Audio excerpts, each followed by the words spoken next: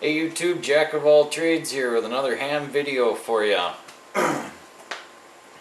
We got ham jargon tonight, and we're going to discuss the common things that you're going to hear as a technician. This isn't everything, but this is just some of the common stuff that you're going to run into right away coming into ham radio. So this may help demystify things just a little bit. Antenna farm is a ham's dream antenna setup, or his current antenna setup that he may have now. But one thing with antennas is every ham tends to plant one, and he ends up having them grow just like a farm. Aries Races is amateur radio emergency services, or radio amateur civil emergency services. These guys are great. These guys are hams that take and spend their time going out, donating their time to crisis situations. They go in and set up communications, first communications on scene for disaster-stricken areas. Like if your town had a tornado come through and destroy a bunch of stuff, these guys would show up and get communications up and going because your telephone lines are down, your cell towers are gone. These guys were, at the Twin Towers, and the Twin Towers went down. They set up communications and got it going. A lot of people know the communications were overrun, but a lot of guys don't know that hams were there getting communications going again. When it came to Hurricane Katrina, a lot of the first people saved that had medical issues that were medevaced out by helicopter was done by ham radio operators. Crossband repeat. I'll put a link up right here for my video on crossband repeat. I use this. This is something that's very commonly used in ham radio, much so that I made a video. But it is exactly what it sounds like. You're crossing from one band to the next, from 2 meter to 440, or from 440 to 2 meter. Dual band. That is just as it sounds. It's a other antenna that does 2 bands, or it's a radio that does 2 bands. This is a dual band radio. This has a dual band antenna on it as well. CQ. CQ, CQ. KC9 TJV calling CQ is something that you'll hear once you start getting into the HF stuff, and that is CQ is any station. That's what it sounds like when I call for any station out in HF. DTMF is dual tone multi-frequency. That is a keypad that is on our microphones, and you will see quite a bit. You will have to use quite often.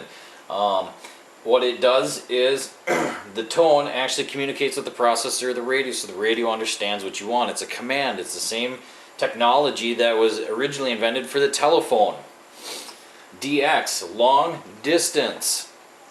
dB and gain, I stuck these two together even though they're technically two separate things, and they are more or less a measurement of receive sensitivity or transmit power from an antenna. Echolink is voice over IP.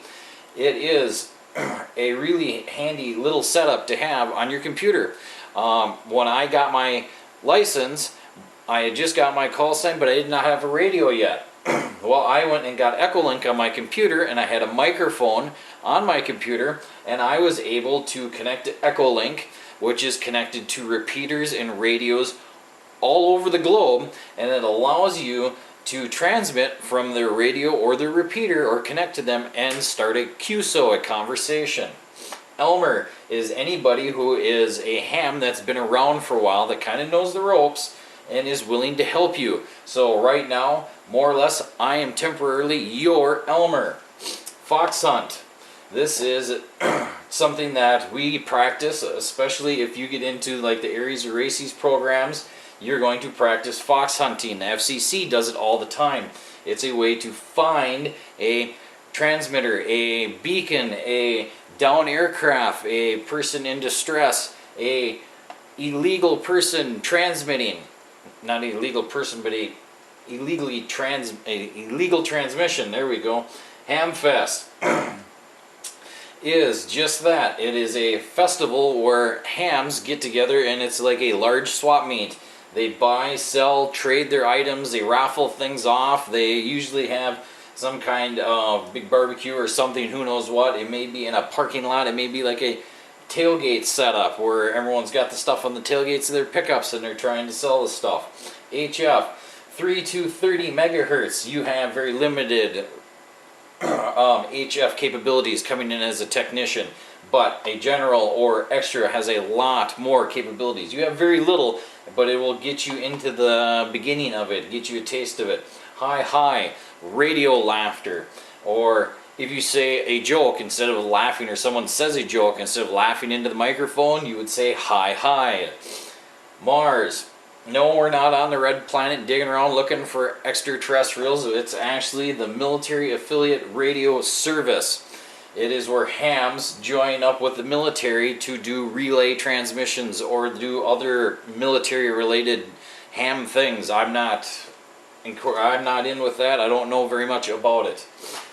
Mobile is generally your car, your pickup truck, your bicycle, anything you mount a radio on, or you have a radio and you're on the go with.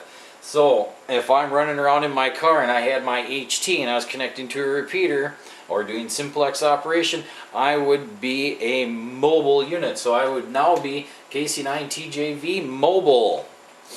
Monitoring is another thing, a term you're going to hear often as a technician. Instead of going to a repeater and calling CQ, you would go to a repeater and you would say your call sign and then monitoring. So you would hear someone come across the repeater would sound much like this: KC9 TJV monitoring. Now everybody that's listening to that repeater would know, hey, this guy is here and maybe I want to talk to him. So I would call back to him. So a beginning of a QSO with you, then they will call you back. Net. You are going to hear the term net used often. You're going to run into nets on your local repeaters every, say, Monday night at 6 o'clock per se. There would be a net with a net officer, and it's a structured radio event on a repeater. Or you could have a weather net on a repeater, or you could have this done simplex, where there's a net control officer and they are in charge of the net, something you would check into and check out of. And you may do, if you're in a weather net, you may report the conditions there, things like that. So picket fencing, something that is a condition of poor signal, where you have, say you're running down the road and you're running past buildings, boom, boom, boom, boom, boom, and you have a transmission going on and the repeater is on the other side of the buildings. Now that picket fencing, or what it sounds like is a kid running down a picket fence with a stick, is a result of your transmission being poor and hard to hear. QSL, we have the Q code in ham radio. We do not use the 10 code, but QSL is like 10-4. I heard you, affirmative, loud and clear. Yes, I copied that. QRP, low power. That is going to be a situation usually used in HF where someone's telling you that they're QRP, but that will still happen 2 meter 440.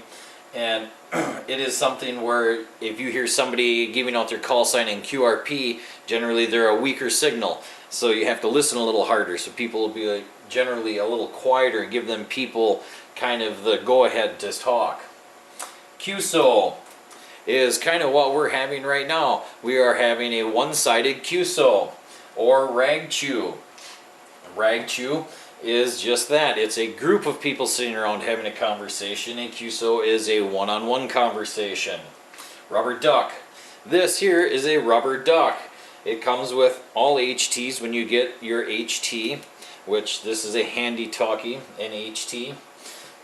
So it's not a walkie-talkie in ham radio. Split is something that you'll use common, and it is used for 2 meter and 440 or repeater operation, more or less. Split is where you use two frequencies. One is the frequency that when you key down and you talk, you're on one frequency and that goes up to the repeater. And the second frequency is where your signal gets rebroadcasted out of the repeater out for everyone else to hear, and that's where everyone is listening. That is what you use a split for. Simplex is just what it sounds like. It's simple operation. It's simplex. So it's radio to radio. Very simple. SSB, single sideband. That is a mode of operation. SWR, standing wave ratio. Once you become a ham and you get an antenna, you need to know what your SWR is. If you make an antenna, set up an antenna, build an antenna, you need to know what your SWR is. You're going to learn a lot more about SWR and how important it is to your antenna system. Shack or ham shack. I have a ham shack, or shack if that's what you want to call it. And I'll put a link up right here if you've not seen my tour to my ham shack. That is where I keep all of my radios. Tone. That is the key to the door, more or less. We use tone a lot. It goes back up here with the DTMF, or dual tone multi-frequency setup. What that is the key to get you in the door. So to talk to most repeaters, the door is locked. So to get into the repeater, you need to know what the tone is and how to set the tone in your radio so you can unlock the door to get into the repeater. Yagi is a form of antenna. It is a large beam antenna generally, and it has lots of fingers coming off of it. You've probably seen that most commonly used for television on top of your house. If you had a television antenna with all those fingers up there, that is a Yagi designed antenna. And the last one that I have for you tonight is very simple. It is good night, have a nice night, thank you YouTube, or 7-3. Good night YouTube, jack of all trades.